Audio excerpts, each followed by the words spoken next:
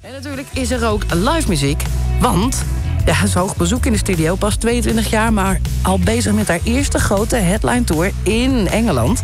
Het is Marika Hackman, het is prachtige, droevige folkliedjes. En het debuutalbum We Slept at Last is net vorige maand uitgekomen. Hi Marika, good evening. Oh, sorry, I put on the wrong mic. Hi Marika. Hello. Your beautiful debut album is called We Slept at Last. Yeah.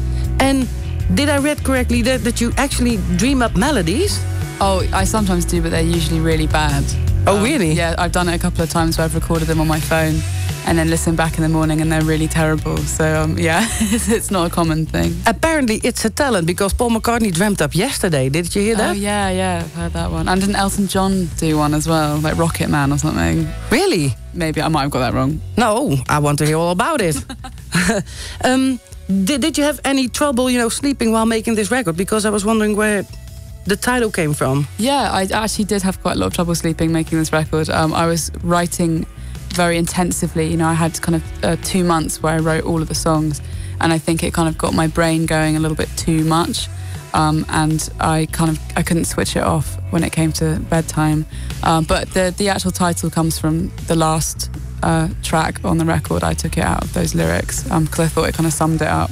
Just kind of finally letting go and giving in to sleep.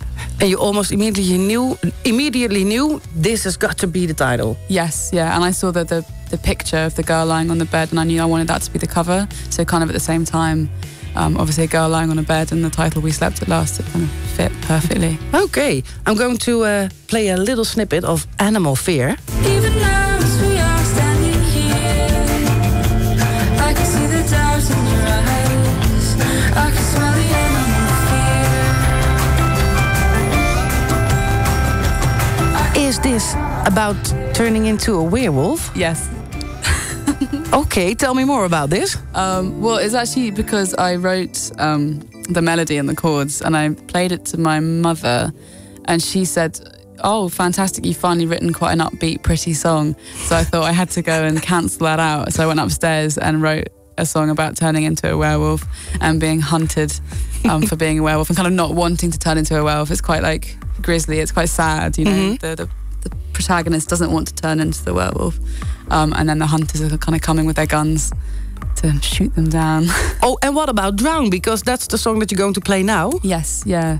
Well, that's quite a sort of violent song in its imagery, but actually it's more about an internal struggle. It's kind of about desire and wanting what you can't have, kind of thing. Ooh, okay, I'm ready for it now. Yeah, shall I run into that? Yeah, please do.